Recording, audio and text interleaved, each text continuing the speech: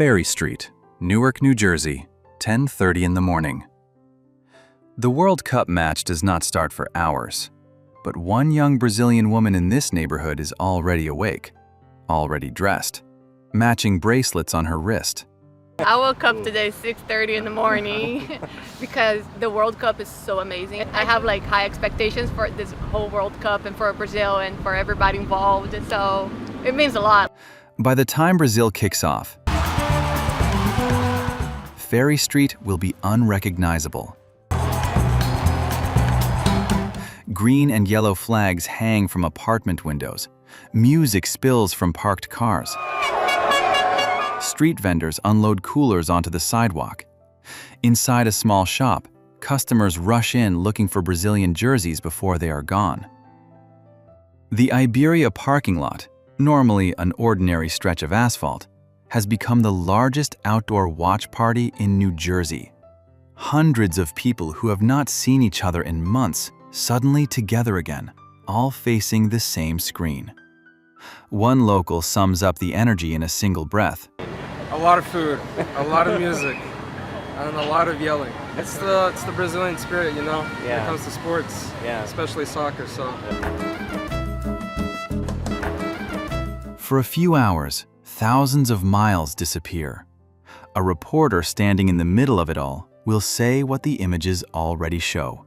No English here, it's all Portuguese, and no, we are not in Rio de Janeiro. Welcome to the Ironbound neighborhood in Newark. It doesn't get more Brazilian than this in all of New Jersey.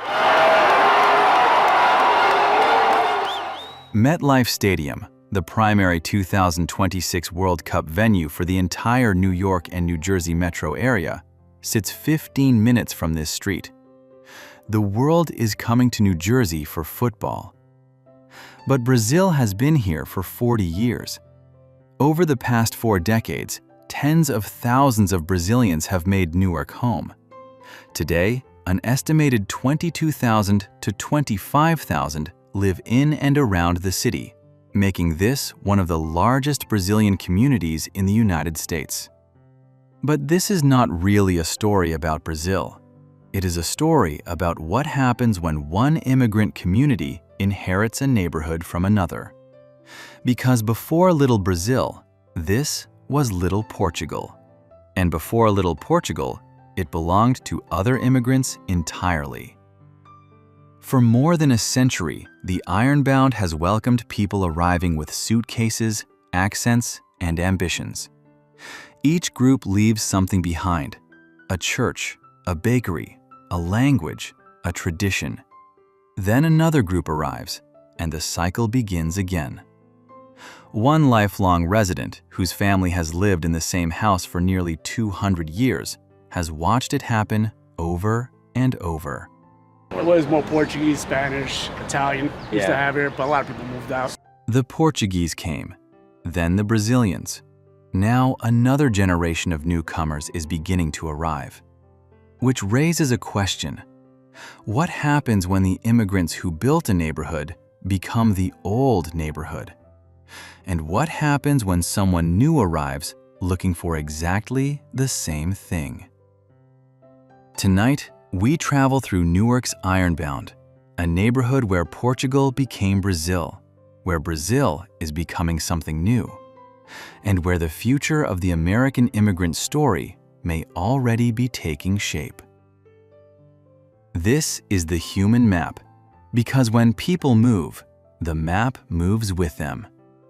Subscribe and explore the communities, cultures, and hidden networks quietly reshaping the world.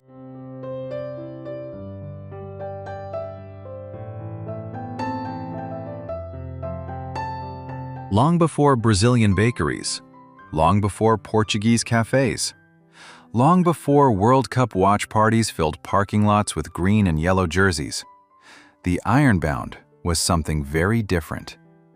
A swamp. A difficult patch of land near the Passaic River. Isolated, muddy, unattractive. The kind of place most people preferred to avoid. Then the railroads arrived. Steel tracks cut through the landscape. Warehouses followed. Factories followed. Workers followed. and a neighborhood was born. The Ironbound got its name from the iron rails that surrounded it on nearly every side, turning the district into what felt like an industrial island inside Newark. The work was hard. The factories were loud. The air often smelled of smoke, grease, and the river. Ironbound has always been a very industrial community. It had many industries here historically, and it also had a history of illegal dumping. But for immigrants arriving with little money and few opportunities, it offered something priceless: a job. First came Germans, then Irish immigrants, then Poles, Italians, and others crossing the Atlantic in search of a better life. Many worked only a few blocks from where they lived. They walked home covered in soot and sweat. It was demanding work, but it was predictable. And for people who had left everything behind, predictability was a luxury. Over time, the neighborhood learned something that would define it for generations: how to absorb newcomers. A new language appeared, then another, a new church, a new bakery, a new tradition. Yet the old ones never completely disappeared. As one local historian explains, nothing was erased. Everything was superimposed. That may be the most important sentence in the history of the Ironbound. Because unlike many neighborhoods that replace one culture with another, the Ironbound stacked cultures on top of each other, layer after layer, generation after generation. Then, during the 20th century, another wave arrived: Portuguese immigrants, thousands of them. Many came from rural villages. Others came from the Azores and Madeira. Like those before them, they came searching for work, stability, and opportunity. And they found it here. They settled heavily along Ferry Street, opened restaurants, bakeries, butcher shops, social clubs. Over time, Ferry Street became the backbone of Portuguese Newark. Some residents even gave it a second name: Portugal Avenue. For decades, the Ironbound became one of the most important Portuguese communities in the United States. A place where Portuguese was spoken in stores, where Lisbon politics were debated across cafe tables, where old traditions survived thousands of miles from home. By the 1970s, many people simply assumed the neighborhood would remain Portuguese forever. But immigrant neighborhoods rarely stay still, because success changes things. Children grow up, families buy houses, people move to the suburbs, new opportunities pull them elsewhere. And when one generation leaves, another often arrives. The Ironbound had seen that pattern before. It would see it again. Because while Portuguese Newark was thriving, events thousands of miles away were quietly setting the stage for the neighborhood's next transformation. A transformation that would turn Portugal Avenue into Little Brazil and change the identity of the Ironbound once again.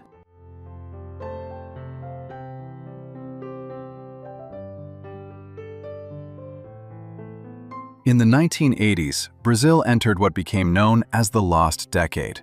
Inflation spiraled, economic crises piled up, wages lost value almost as quickly as people earned them. For millions of Brazilians, the future suddenly felt uncertain, and once again, people began looking abroad. The United States was one option, but America is a big country. Why Newark? Why this neighborhood? The answer wasn't jobs, at least not at first. The answer was language. Because when the first large wave of Brazilians arrived in the Ironbound, they discovered something unusual. Someone was already here. People who spoke a language they could understand. People who knew what it meant to be immigrants. People who had already built churches, businesses, social clubs, and support networks. The Portuguese. One local historian describes it perfectly. Because there was already a base prepared by the Portuguese. There were Portuguese businesses, there was a community, there were jobs. It was possible to arrive without speaking English and still get by. For newcomers arriving with limited savings and uncertain plans, that mattered a lot. The Ironbound offered something more valuable than convenience. It offered a soft landing. One Brazilian shop owner remembers arriving to visit her sister. The original plan was simple: visit, stay for a while, go home. Instead, she stayed. I had my sister when I came. She was here, and I came to visit, and I stayed because I love this culture. Really? You know, for the money too. Brazil, it's very nice, very beautiful, but the money, you know, it's very different. Her story was not unusual. One relative became two, two became five. Friends followed family, neighbors followed friends. Migration created more migration. Soon, Portuguese accents shared sidewalks with Brazilian ones. Then Brazilian businesses appeared. Brazilian bakeries, Brazilian markets, Brazilian travel agencies, Brazilian beauty salons. Names from São Paulo, Minas Gerais, Rio de Janeiro appeared on storefronts thousands of miles from home. At first, Brazilians were guests. As one researcher put it, in the beginning, Brazilians were guests in the Portuguese house. And in the middle of it all, there is a historical irony the neighborhood cannot escape. Centuries ago, Portugal colonized Brazil, imposing its language, its religion, its institutions on a people who had none of those things before. And here, on Ferry Street in Newark, Brazil ended up colonizing the Portuguese neighborhood. From colonized to colonizer. The same language, different continents. The roles reversed. But guests do not remain guests forever, especially when they stay for decades. One woman describes what made the neighborhood special. It's a little mess sometimes, but I feel warm. I can speak my language, I can talk with everybody, they're very friendly. Warm. That word appears again and again when people describe the Ironbound. Not wealthy, not glamorous. Warm. The kind of place where newcomers immediately know where to shop, where to eat, and who to ask for help. When I landed at Newark Airport, I heard Portuguese before I heard English. For a moment, I thought I had taken the wrong flight. And perhaps that captures the Ironbound better than any statistic ever could. Because for thousands of Brazilians, this neighborhood reduced the distance between Newark and home. Yet something else was happening. The Portuguese generation that had built the neighborhood was slowly changing too. Children were graduating. Families were buying homes in the suburbs, moving away, building new lives. The same path followed by countless immigrant groups before them. And as they left, another community was stepping into the spaces they left behind. The Portuguese had built the neighborhood. The Brazilians were beginning to reshape it. And nowhere was that transformation more visible than on Ferry Street.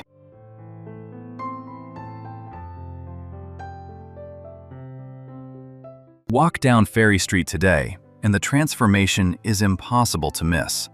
The signs are in Portuguese. Brazilian flags hang from storefronts. Televisions broadcast matches from thousands of miles away. The smell of grilled meat drifts from restaurants. And for many newcomers, daily life can unfold almost entirely in their native language. One reporter visiting the neighborhood put it simply, No English here, it's all Portuguese. That may be an exaggeration, but only a small one, because over the past 4 decades, the Ironbound has become something larger than an immigrant neighborhood. It has become infrastructure. The restaurants, the bakeries, the money transfer agencies, the grocery stores, the churches, the businesses. Together, They form a support system that helps newcomers navigate life in a new country. One woman who left Brazil as a child and later returned to Newark explained it this way.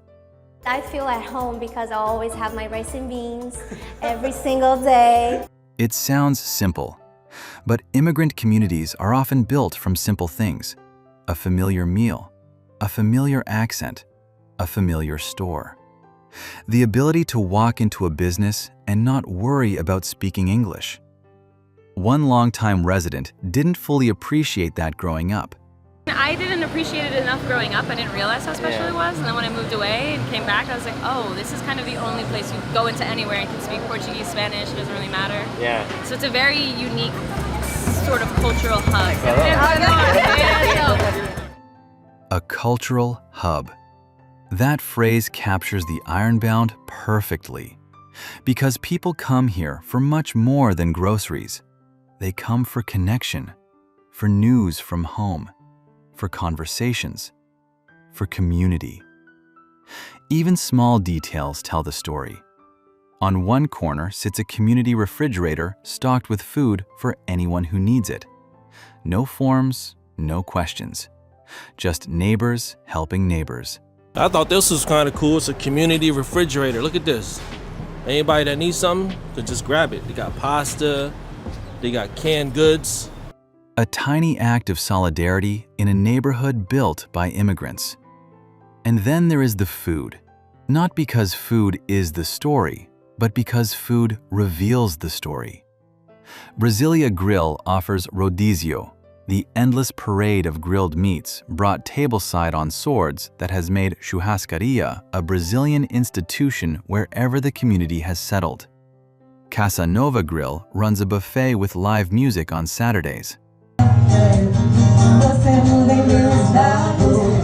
Altas Horas Lunches, whose name translates roughly as late night bites, is open 24 hours, serving the construction workers who start before dawn and the restaurant workers who finish after midnight. Cantinho Mineiro, its name a direct tribute to the Minas Gerais state that sent so many of the community's founders to this street. At Brazilian Pizza, owner George has been serving customers for more than 26 years. The restaurant's most famous pizza is called Moda do Chefe, the chef's style. Covered with shredded chicken, olives, eggs, hearts of palm, cream cheese, and enough toppings to surprise almost any American visitor. As one pizza maker explains, What makes Brazilian pizza Brazilian pizza? The toppings? We have more than 8 slices of 8 toppings, so people in Brazil eat a lot of toppings. the pizza itself is a reminder that immigrants rarely leave home unchanged. They adapt, experiment, create something new. The same thing happened to the neighborhood. Portuguese traditions remained. Brazilian traditions arrived. American influences mixed in, and something unique emerged. Neither entirely Brazilian, nor entirely American.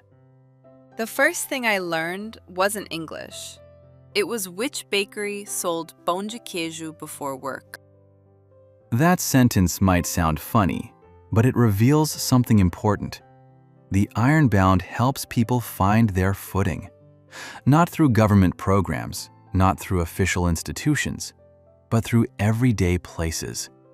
The bakery, the barber, the church, the restaurant, the store owner who knows your name, the friend who helps you find a job, the cousin who helps you find an apartment. The network expands, one relationship at a time. And for years, that network kept growing, until Little Brazil became one of the largest Brazilian communities in the United States. But success creates its own challenges, because eventually, every immigrant community faces the same question. What happens when the children who grew up here start building lives somewhere else? The Ironbound had seen that story before, and it was about to see it again.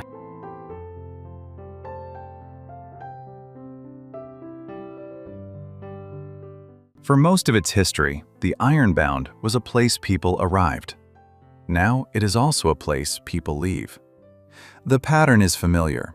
It happened to the Germans, the Irish, the Italians, the Portuguese, and now, increasingly, it is happening to Brazilians too. As families become more established, many move to the suburbs. They buy homes, find more space, build new lives beyond Newark. One lifelong resident whose family has lived in the neighborhood for nearly 2 centuries has watched this cycle repeat itself again and again. It's changed a little bit. A lot of people moved out. My family's been here like 200 years. Right here in this same area, same house. Yeah, so I've seen changes. The changes are visible everywhere. The Portuguese neighborhood became a Brazilian neighborhood. Now newer arrivals are reshaping it once again. Colombians, Ecuadorians, and other Latin American communities are opening businesses, renting apartments, and adding new layers to the neighborhood's identity. One local described it this way: "It went from Portuguese to Brazilian. Now there's a lot more South American." The remarkable thing is how ordinary this feels in the Ironbound. Because the neighborhood has spent generations learning how to absorb change. As one historian observed, being an immigrant is not the exception, it's the rule. Perhaps nowhere is that more visible than during the World Cup. At a watch party in the famous Iberia parking lot, old friends gather to celebrate. Some are Portuguese, some are Brazilian, many are both. One fan laughs as he explains his loyalties. My wife's Brazilian, and so is my grandfather, so today I rep the Brazil, but tomorrow it's all Portugal. Let's celebrate the community. Let's celebrate the community. In many places, identity becomes a dividing line. In the Ironbound, it often becomes a bridge. But the neighborhood's future is being shaped by more than demographics. There are economic pressures too. Many immigrants work long hours in restaurants, construction, delivery services, and cleaning jobs. Some work 2 jobs. Others send money home while trying to build lives in America. And unlike earlier generations, they face a new challenge: the cost of staying. Across the Ironbound, former industrial buildings are becoming luxury apartments. Old factories are turning into lofts. New cafes and condominiums are appearing where working-class businesses once stood. Gentrification has arrived. The same neighborhood that welcomed generations of immigrants is becoming harder for immigrants to afford. At the same time, even the dream that brought many Brazilians here is changing. A worker at a local money transfer business who travels regularly between Brazil and the United States has noticed a shift. People are not very interested to come to America like before. The economy is not easy, even in America. And then now we have this very important point that they don't want illegal immigrants here. So this is making the situation more hard. For decades, the Ironbound was a destination. Today, some wonder whether it can remain one. And yet, the future of the neighborhood may be standing on the sidewalk already. His name is Victor. He is 10 years old. His father is Brazilian. He was born in New Jersey. Asked who he supports during the World Cup, Victor doesn't hesitate. Brazil. Why? Because my family is Brazilian. In that answer lies the entire story of the Ironbound. A neighborhood built by people who crossed oceans. A neighborhood where cultures overlap instead of disappear. A neighborhood where one generation hands something to the next. Not a building, not a business, an identity. And perhaps that is why the Ironbound has survived every wave of change. Because each new group inherits more than a neighborhood. They inherit a place that already knows how to welcome strangers.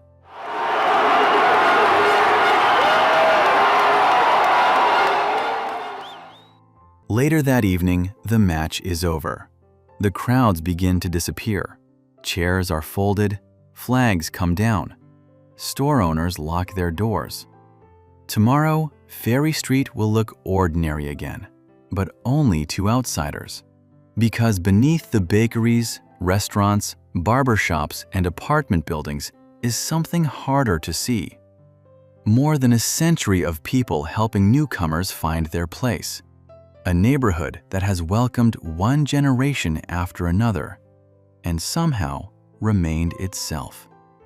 Maybe that's why the Ironbound matters. Not because it became Little Portugal or Little Brazil, but because it proved that a neighborhood can belong to many people without losing its soul. We'd love to hear from you. What community has reshaped the place where you live? What hidden neighborhood do you think the rest of the world should know about? Tell us in the comments. And subscribe to The Human Map as we continue exploring the people, places, and communities quietly reshaping the world. Because when people move, the map moves with them.